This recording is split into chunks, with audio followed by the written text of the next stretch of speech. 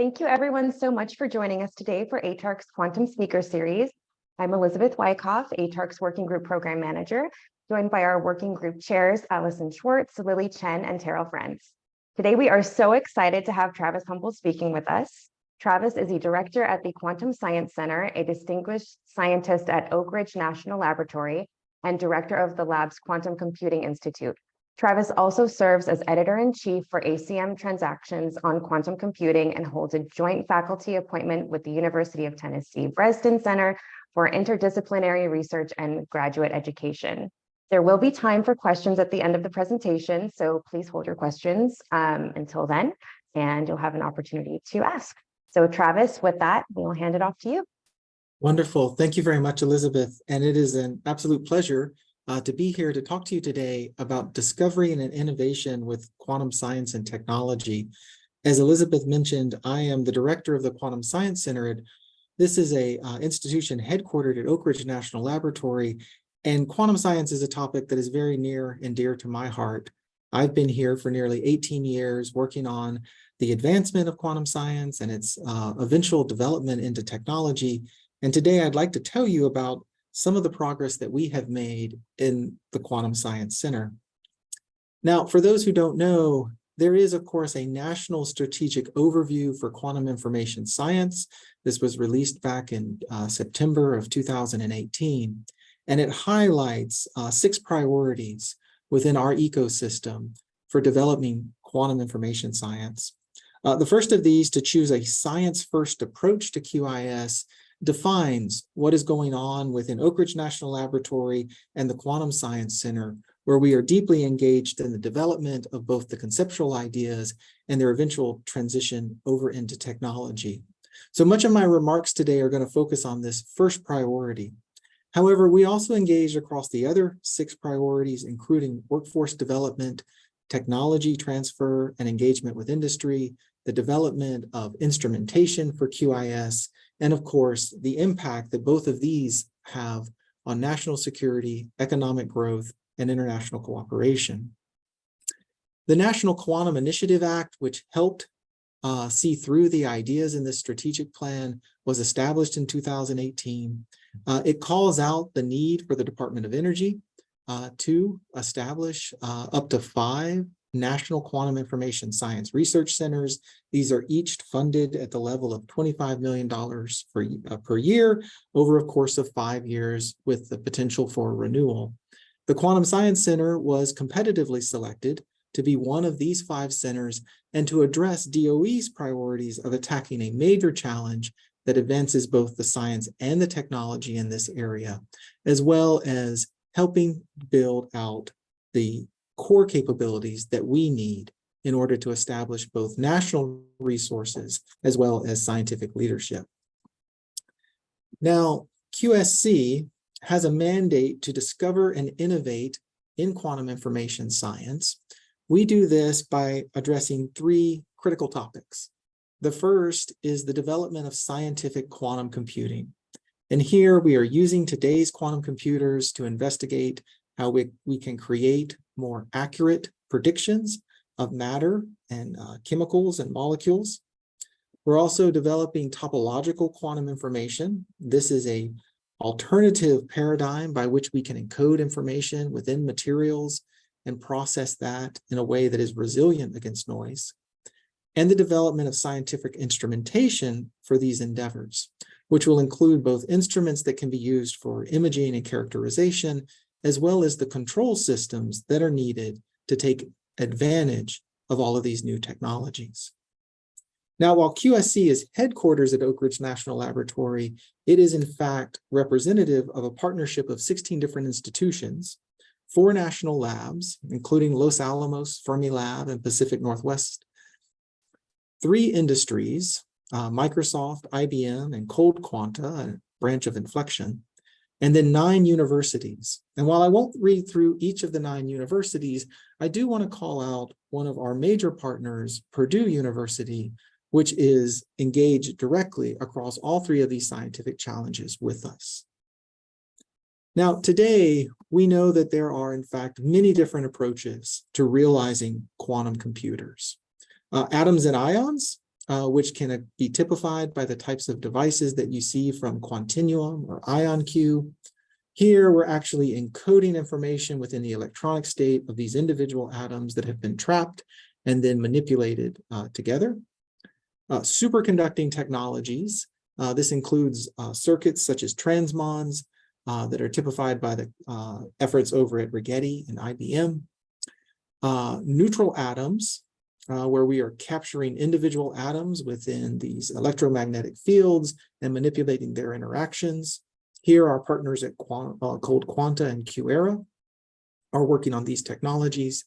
And then topological materials, which is again one of the hallmarks of QSC, is the development of new methods for controlling the electronic states that are encoded directly within materials. And there's been a number of initial demonstrations to show that these types of devices may be feasible, but it's currently a major challenge within the QSC and elsewhere to validate that, in fact, we can create these exotic Majorana fermions that are essential to these types of qubits.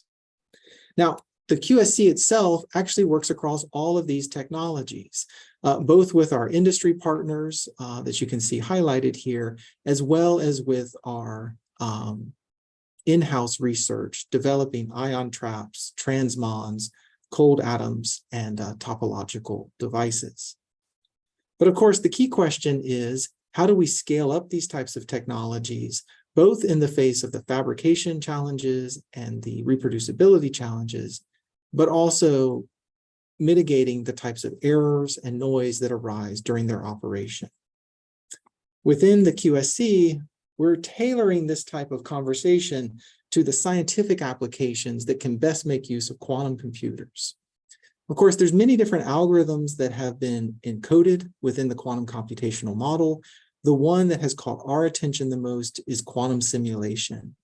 And the reason that this particular algorithm is so important to us is that it translates directly into the different physical domains that motivate the Department of Energy's interest in scientific discovery and innovation. So this includes quantum simulations of high energy physics collisions, the types of dynamical and structural properties that we find in new materials, the reactions that occur when molecules are brought together within chemistry, and then, of course, the macromolecular systems that characterize biology and its sensitive chemical and material interactions. Now, within QSC, the translation of quantum simulation into each of these application domains requires both an understanding of the algorithm and the scientific domain in which it's trying to find solutions, as well as the hardware in which those solutions are being enabled. Our goal of establishing scientific quantum computing actually takes advantage of our progress in both the development of quantum computing devices, as well as conventional computing systems. At Oak Ridge, we have the Oak Ridge Leadership Computing Facility, which is home to Frontier, currently the fastest exascale computer in the world. This particular type of HPC system proves extremely valuable for validating the types of circuits that we want to run on our quantum computing devices. A team led by our partners at Pacific Northwest National Laboratory have in fact created a numerical simulation package called SVSim, which can be used to test and evaluate the accuracy with which we create these quantum simulation algorithms. Those results can then be compared against the ion traps, the photonic devices, or even the neutral atom systems, which we're creating in-house and solving using quantum simulation algorithms. Now, this in-house research, though, is complemented by a very strong interaction with our industry partners. And for this, we rely on our quantum computing user program. Now, the quantum computing user program is funded separately by the Department of Energy. Its purpose is to enable research by providing access to a broad spectrum of quantum computing platforms. We execute this program at Oak Ridge by enabling competitive access to these commercial platforms, including the IBM quantum devices, the Rigetti superconducting devices, as well as the Quantinuum ion trap devices. One of the benefits we have from engaging with industry on this topic is that it provides us insight both into how well these technologies perform, but also their readiness for tackling scientific applications. And our teams within the Quantum Science Center are translating these quantum simulation applications across many different scientific disciplines onto today's commercial quantum computing systems in order to test their effectiveness, their efficiency, and ultimately their ability to scale up to the sizes where we know they become competitive with high-performance computing systems. Now, the third goal that we have within this engagement is to build a community around the users, as well as the developers, the vendors, and the providers that support this ecosystem of quantum computing. I'm sure we can all recognize that this is an emerging area, both in terms of the technology as well as its use cases, and establishing a community that can support each other and ultimately guide each other towards its effective use is an important part of what we do. Now, alongside scientific quantum computing, we are also heavily vested in the development of new quantum technologies, and in particularly those that take advantage of the topology of quantum materials. This gives rise to the idea of topological quantum information, in which we actually encode information not so much directly in the individual electronic state of materials, but rather in the entangled state of those electrons dispersed across the material. It becomes essential then not to talk about an individual electron's state, but rather the configuration of all the electrons working together. And this gives the source of the name topology. By deforming the topology of these types of devices, we can actually perform information processing and transform the information encoded into those systems to the desired outcomes. In the pictures that you see on the screen, on the left is an example of a device from our collaborators at Purdue University, in which the holes in this particular material are actually being used as sites to trap Majorana fermions. These particular types of Majorana fermions are represented by Majorana zero modes. These are unique signatures within the case of these topological insulators, a type of quantum material that we're currently seeking to validate. The idea, though, is that if we can find Majorana modes in each of these 4 locations, we can then perform the types of experiments that allow them to swap information between those holes. That corresponds to a transformation of the topology of the system and a great example of how we would perform topological quantum computing. But we're not there yet.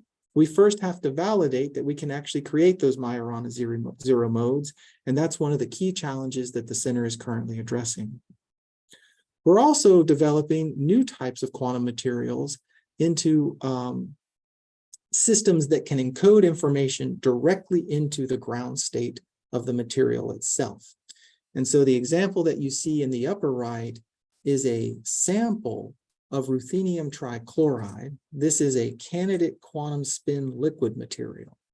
Now, despite what the name says, the material is not actually a liquid. It looks more like a crystal. And what we've accomplished within the QSC is the first examples of fabricating this material using nanotechnology into designs that could eventually transform the entanglement that's stored in its ground state. And so what you're seeing in the picture are actually lines that have been fabricated into the material. They actually converge on a junction. It is the control of this junction through thermal transport that we actually hope to be able to manipulate the topology of this particular material.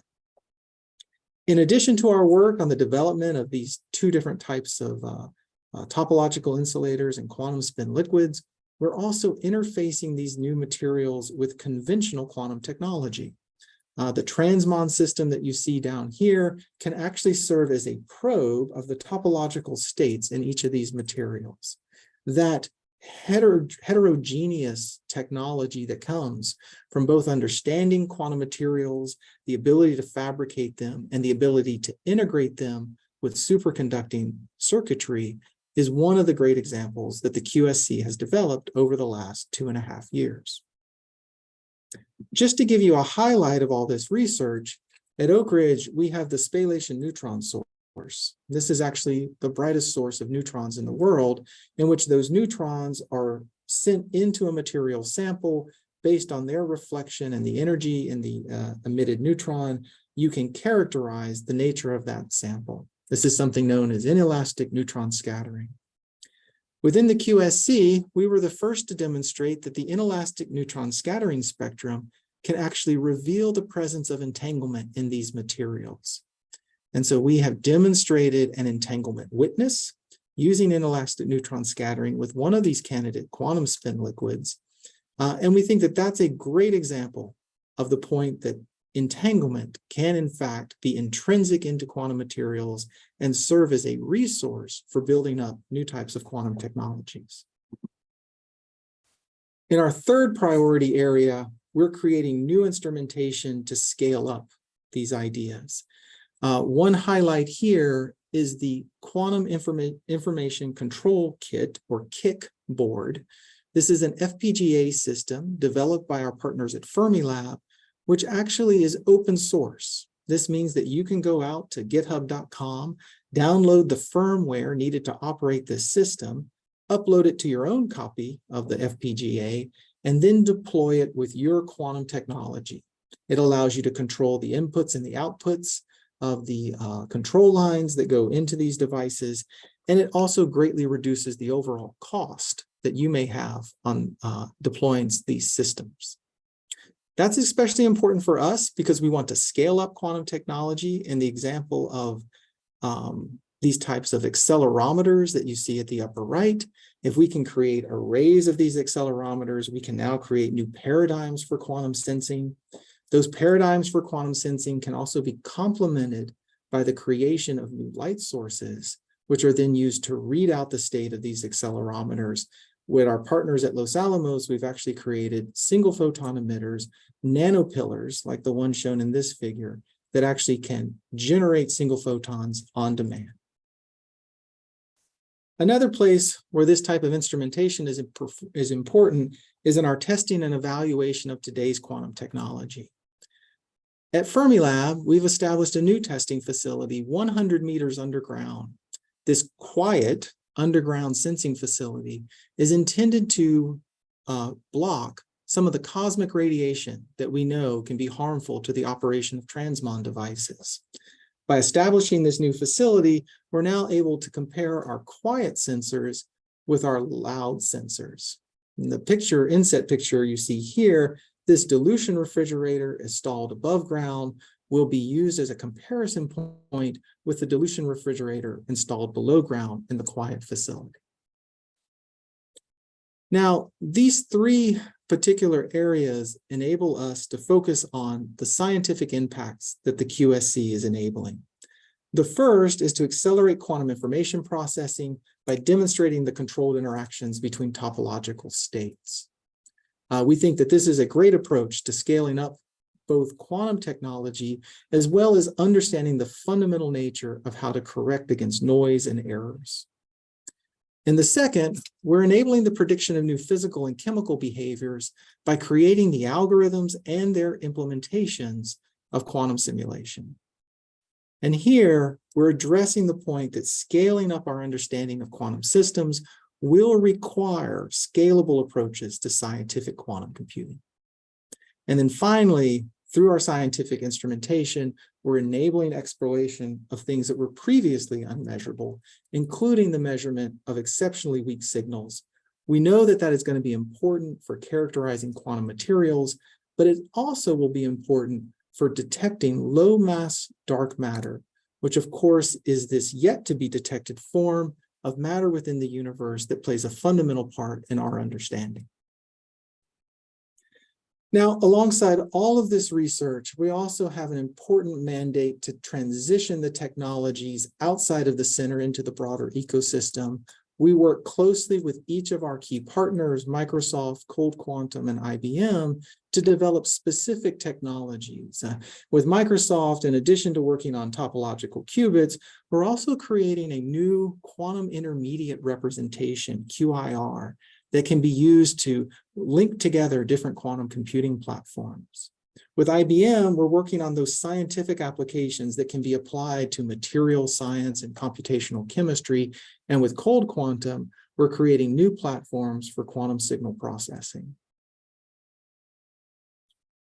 Now, this technology, though, is only going to take off if we can actually have the people in place who understand it, operate it, and eventually improve it. And so an important part of what we do at QSC is developing the workforce, not just of today, but of the future. I'm thinking in the next 5 to 10 years of all the new jobs that will be created by the emergence of quantum technology, both in computing, communication, and sensing. Our Quantum Information Science Career Fair, which is coming up this September, is actually one of the highlights that both the QSC and all 5 of the National Quantum Information Science Centers contribute to training our new workforce and enabling them to transition into the broader industry. Now, let me just come to the conclusion by pointing out that the 3 unique resources that the QSC provides to the nation are: 1, the focus on topological quantum information as a new paradigm of quantum technology. The second, scientific quantum computing, which includes the integration of today's quantum computers with our current high-performance computing systems. And then finally, the development of novel instrumentation that can be applied to quantum information science. Of course, this is work that's done by a large spectrum of people. More than 250 people make up the center across these 16 institutions.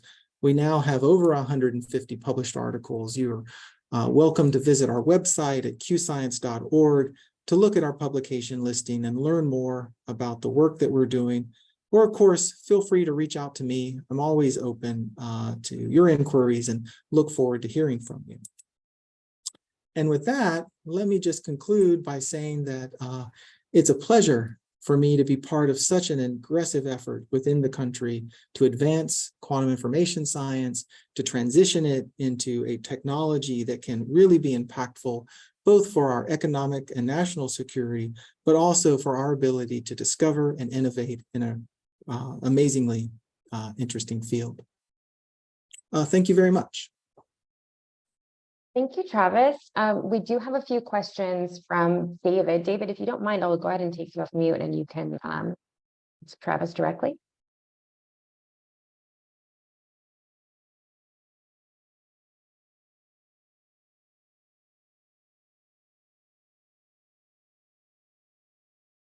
All right, well, I will go ahead and read the questions then. What is the current status of topological quantum information research? Oh, that's a great question. So topological quantum information, of course, has many different aspects to its research. One, on the theoretical side, looks at how we would encode information in the topology of quantum systems. There has been a lot of work in the development of the operations that would be needed for that encoding, as well as the operations that are needed to process information and then ultimately arrive at an interesting solution. Curiously, a lot of the inspiration for topological quantum computing comes from knot theory. If you've ever gotten your shoestrings tied together and had the trouble of trying to peel them apart, you've got some understanding of how complex knots really can be. By mapping that paradigm over into quantum information actually leads to some really interesting conclusions about the way information can be processed. But what is essential to realizing that is to first validate the types of systems in which that information can be expressed. Quantum materials are a great approach to realizing those types of systems. There is a particular type of particle known as an anion, which typifies the type of interactions that we're looking for in these materials. The Majorana zero modes that I mentioned earlier are actually components to building up anions. At the moment, we're trying to validate that we actually see Majorana zero modes within these materials, not just ourselves at QSC, but laboratories around the world. There have been a number of challenging experiments to identify these particular type of signatures within these materials. The challenge here is that there's many other types of interactions that could give false signatures of Majorana zero modes. So the research that we're doing at QSC in part is to come up with unique characterization methods that can unambiguously validate that in fact we've created the materials that we're trying to. We have another question also. Do we miss photonic quantum for QC besides atom and ions, superconducting, neutral atoms, and topological? So I may not quite get the question, but I think what I would want to emphasize here is that in today's quantum environment, there are many different technologies under consideration, and I believe that there should be. My own opinion is that there is no single quantum technology that will dominate the future of this field. In fact, in the same way that we make use of different materials and different technologies today, we will continue in the future making use of photonics, atoms, ions, neutral atoms, superconductors, topological materials, all working together as part of an information system. You can think of an easy example, which is if you want to send information quickly, you can use a photonic system. It travels at the speed of light. However, if you want to store that information in a particular location, it's better to turn to something, perhaps a trapped ion, that can't move around as much. So for those reasons, I think there's a lot of value in investigating a diversity of quantum technologies. The next question. How does the QSC consortium view photonic quantum computing concepts? Are they considered viable enough for further R&D?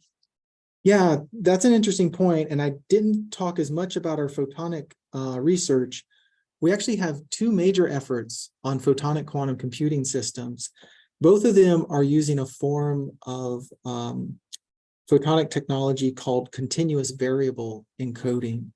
And in this case, we are actually using them both for quantum computing, so continuous variable quantum computing, as well as for quantum sensing applications. The accelerometer readout application I was talking about actually requires having a multiplexed readout system. And for that purpose, light is a great resource. It can be easily handled and managed using conventional optics, but we have to get the photonics down to these very low light levels where quantum effects dominate. So we see that as an incredibly important part of our research program, as well as its application in the computing space. But again, I wouldn't single out any individual technology. I think what would be most exciting is when we can start to couple those technologies together. We have time for one more question. Are there opportunities for quantum computing startups to collaborate with this new initiative? What are the qualifications or processes needed? Oh, yeah, very interesting question. So of course, this will depend on case-by-case basis on the readiness of the startup, the individuals that are interested. Please reach out to me. That'll be the most direct way. But there are several different approaches to this. One, of course, is that we're always interested in the services and products that people are creating, especially in how they can impact our own scientific mission. At the same time, we are creating ideas and transitioning technologies out. A lot of times, these are open source efforts. The Kickboard, for example, is something that we have actually released to the community and could be of enormous value to those who are trying to start an initiative. And then finally, we have a number of programs, including the Quantum Computing User Program or the other DOE National User Facilities, where it becomes possible for startups to submit proposals on how they would make use of those resources. It's a competitive process, but it is another way to get engaged. Wonderful. Travis, thank you again so much for joining us. Unfortunately, that's all the time we have for today. But team and attendees, we will be posting this webinar online. And if you have any further questions for Travis or the ATARC team, please reach out to me and I will get that all handled for you. Thank you again. Thank you, Elizabeth. Thank you.